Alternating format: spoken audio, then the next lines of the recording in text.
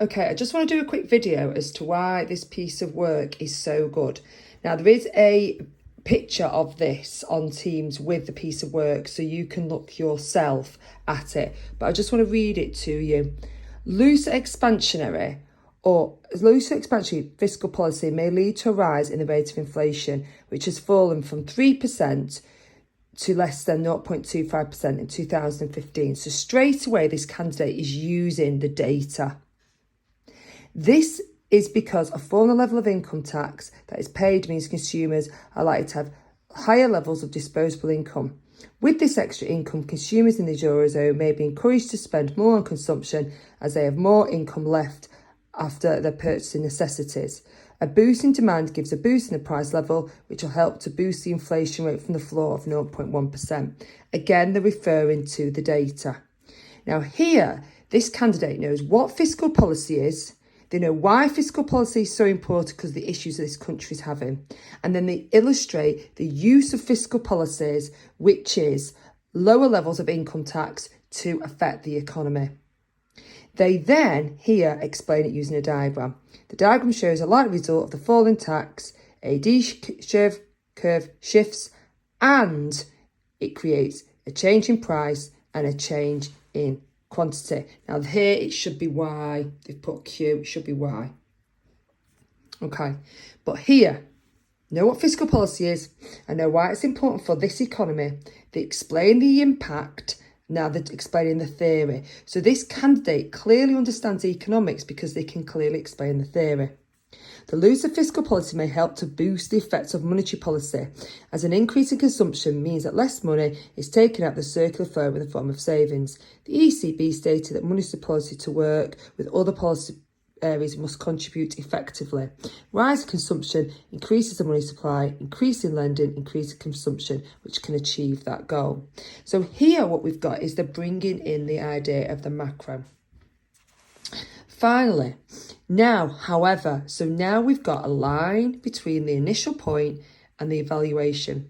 However, this assumes that consumers would spend more if income tax fell, which may not happen.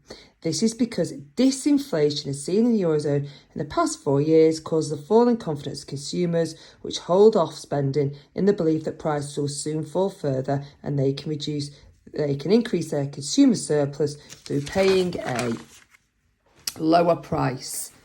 This means with more income, consumers may opt to save and take money out of the circular flow due to the lack of confidence caused by falling prices. This shows fiscal policy may not be the best policy to follow. Basically, what they're saying here is it's not going to support monetary policy to that extent. Now, this piece is not perfect, but it would absolutely get a strong A. The reason is because they know what fiscal policy is. They can explain it with the data. They're referencing the theory, they're explaining why it's important, and there's evaluation. The evaluation in length is that long with the bit on the other side. Now, the other bit I like about this is this student at the start here has identified, before they start writing, the 3 ways that we can get higher level evaluation marks. Viewpoint, assumptions, realistic, VAR. They therefore have made sure they refer to them later on. Now, there are other really good pieces of work that I've looked at. This is an excellent piece. Now, what's great about this piece of work is the student talks about fiscal policy, and the ideal fiscal policy here would be a reduction in corporation tax, which helps to increase investment, shifting AD. Corporation tax shifts the AD, more being able to invest, improvement in technology and machinery, increasing the productivity, would subsequently increase AD, movement along the curve, explaining it nicely. This could promote increased lending from banks to companies, increasing the effectiveness of the ECB's cut in interest rates. And the data from what it is, due to the business having incentives to increase investment, lower corporation tax, lower interest rates. Now, that is a very good point.